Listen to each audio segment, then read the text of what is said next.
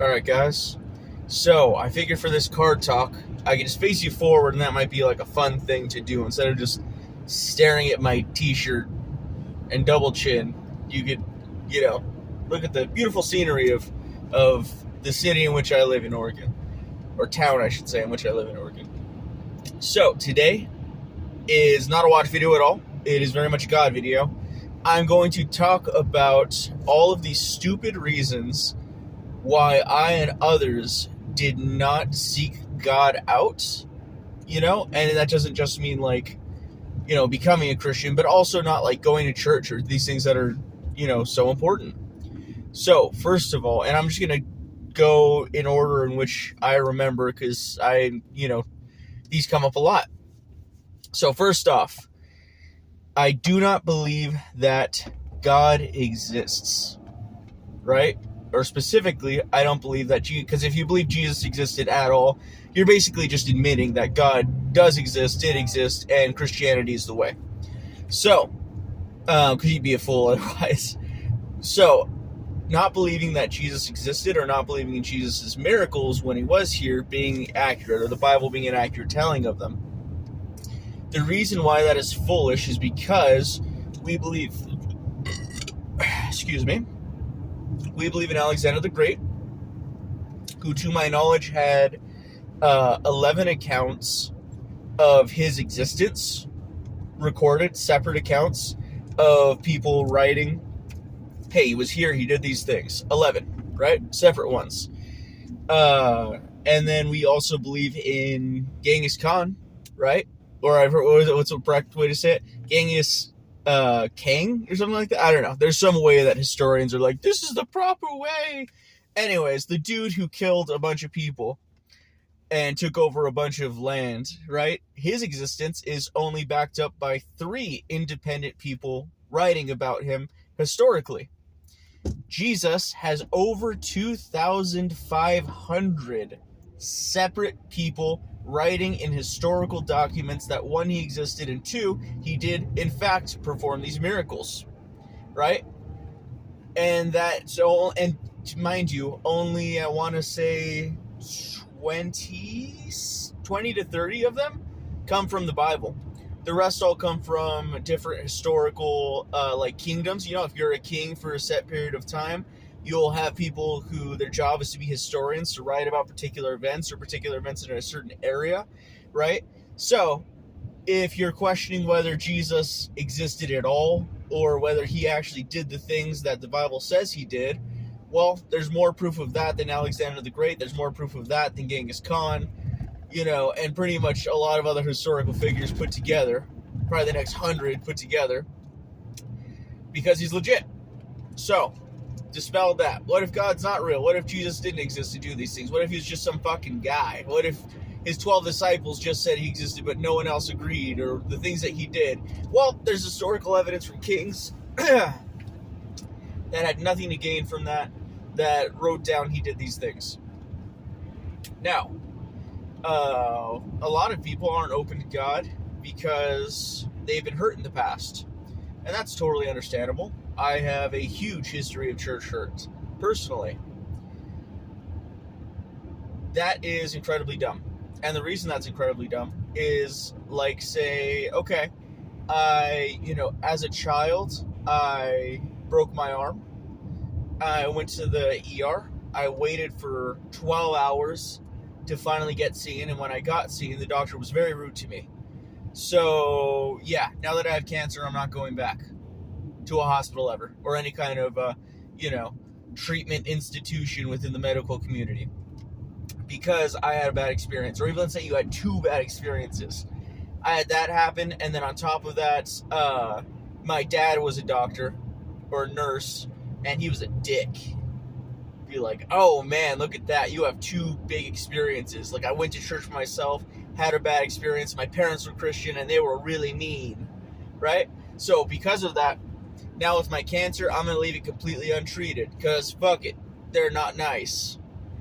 Do you realize how stupid that sounds? Like, just from the perspective of, in the context, or rather I should say, of anything else that you talk about, how ridiculous that idea is.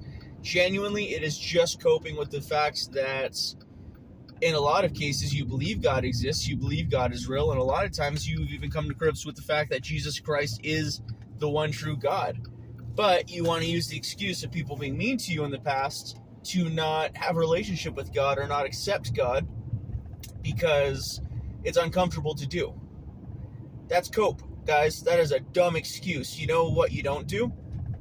When you have bad experiences at work. Hell, I work at a place right now where my coworkers suck.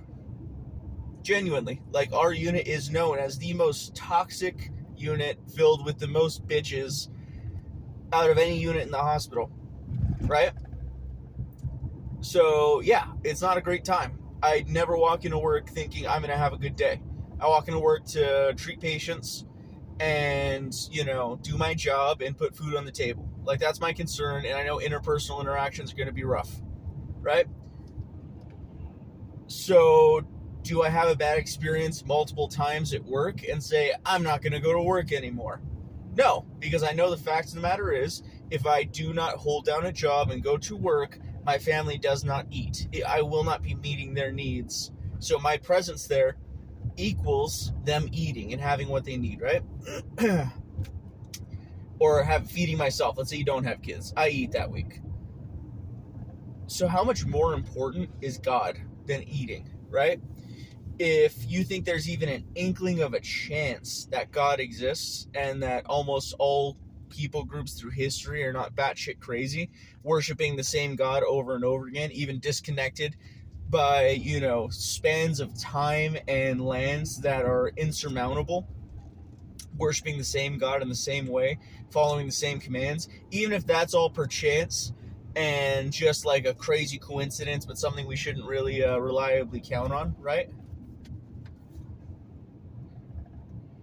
Even if you think that that's the case, right?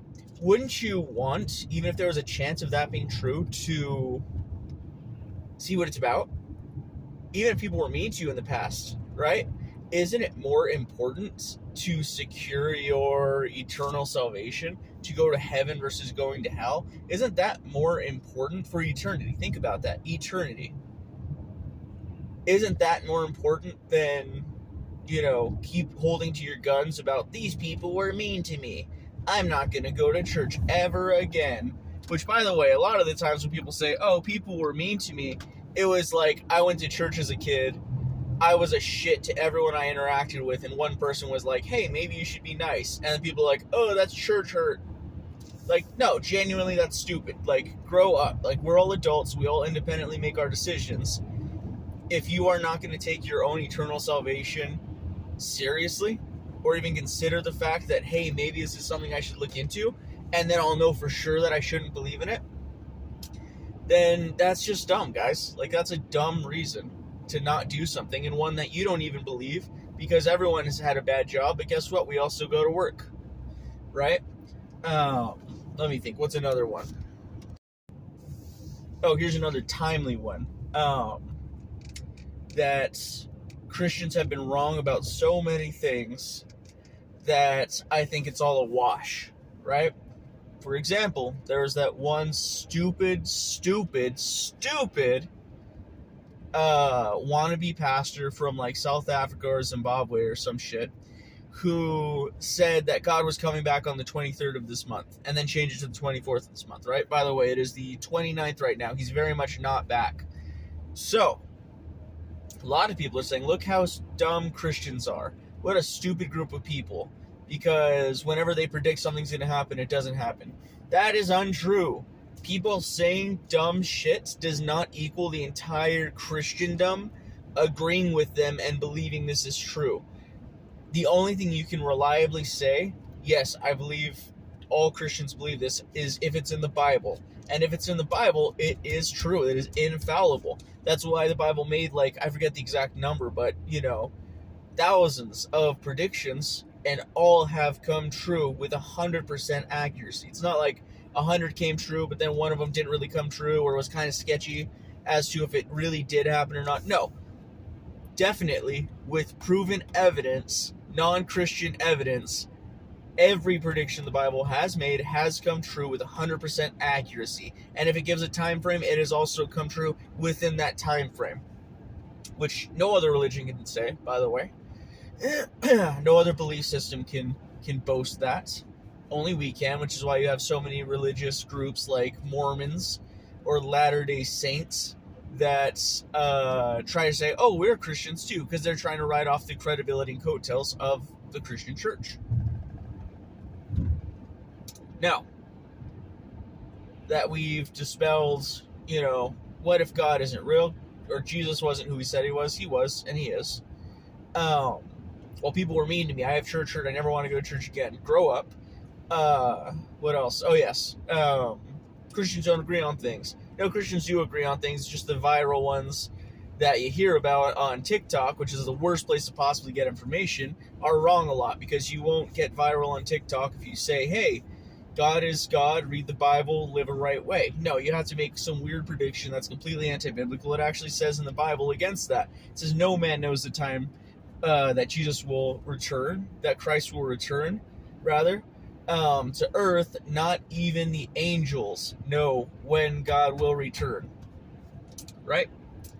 So, every time some dumbass says, hey, God's returning on my birthday next year, he's full of shit. Don't believe him. And let's cap this off with another good one. Why is there evil in the world? Right? There's so much bad stuff that goes on. Or let me phrase this in the more intellectual or pseudo-intellectual way that people like to say it. God can either be all-powerful or he can be all good. There's no way he could be all-powerful and all good, because there's so much bad stuff going on. He should stop it. Right? So we have free will. God gave us free will because he wanted us to freely choose him, right? God wants us to love him. He doesn't want slaves. If he wanted slaves, then he would just create a bunch of people who are mindless drones. But he didn't. He created us with free will. We can choose to follow him, or we can choose to not follow him. In kind, we also can choose to do very bad things, like school shootings, right? That keep happening. So we have free will to do whatever we want to do. So, why is there bad in the world? Because we exist in the world. All good things come from the Father, right? We are sinners. We are born into sin. From the moment that we are conceived, we are sinful.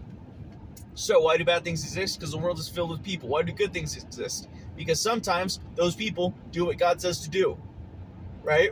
We are the reason that these bad things happen. We can't look at a natural disaster or look at someone killing other people using their own free will for evil and look at that as proof that God doesn't exist. That's retarded.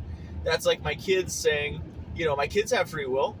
So can one child blame me because the other child hit them on the head with a dinosaur? No, that was his free will. That was his choice. He chose to do that. Now I can punish the kid afterwards. I can see that there is justice that happens after. But I cannot stop them from doing these things because sometimes God does. There was a guy who tried to shoot up a church, and guess what?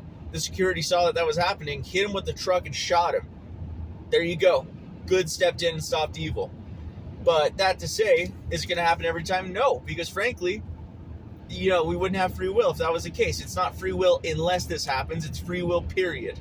Right?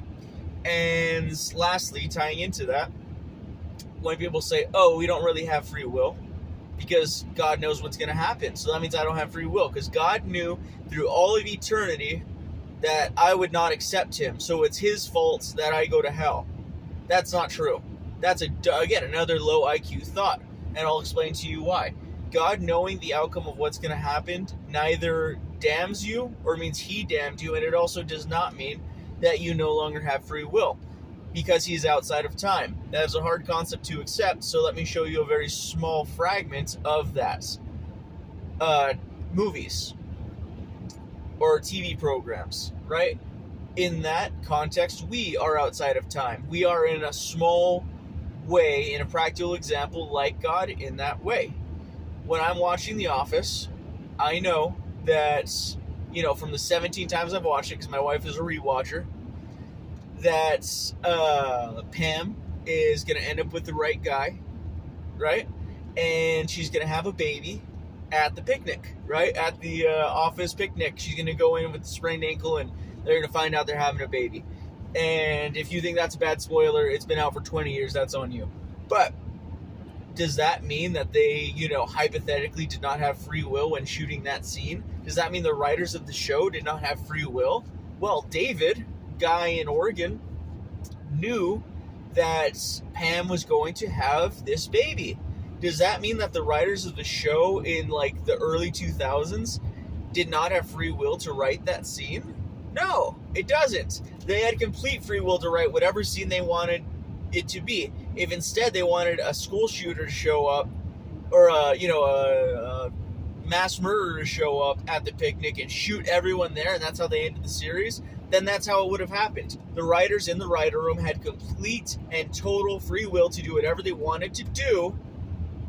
And I also, at the same time, before watching each episode, because I'm outside of time of their TV, program, know what's going to happen. That does not take away from their ability to have chosen what happened. I am not responsible for the facts that Pam sprained her ankle. I'm equally not responsible for the facts that they became pregnant with the baby in that episode. The writers had full responsibility and full free will, but me being outside of time in this context, I knew what was going to happen. So there's a small, very simplified example of how free will works and why God being outside of time and knowing what's going to happen does not mean that we don't have free will, or does not mean that your destiny is pre-decided. So I think we'll close off there. We're coming up on 17 minutes. So if you guys have any questions or any arguments against God whatsoever, put them down below, and I will make a part 2. And otherwise I think we'll just make this a regular thing. Whenever I feel like doing it, I'll do it. So God bless you guys. I pray for you guys. I want you guys to know ahead of time, before continuing this video and putting down your questions, do not be afraid to put questions. Even if you disagree with me, I will just reasonably tell you the truth, or I'll just I'll tell you, hey, I'll put it on the next video, and I'll answer with love. If you're just wrong and I can dunk on you, I will not dunk on you. I will just answer. Or if you're also a Christian, you have questions, and you want to talk to someone very knowledgeable about the Bible who's put in years to study the Bible daily, then ask me. And if I don't know the answer, I'm fortunate that my brother is a pastor with a doctorate in biblical studies, and I believe he also has some kind of degree in history, like non-biblical study of history. I could be wrong on that. But that to say, if I don't know the answer, which doesn't happen a lot, I can consult with someone who's, spent a lifetime studying both history and biblical history and the Bible and theology, that I can consult. And I'll tell you, hey, I didn't know the answer to this one, but he did. Here's the answer. So God bless you guys. I pray for you guys every day. And I hope that you either know the love of Christ or one day find the love of Christ. God bless.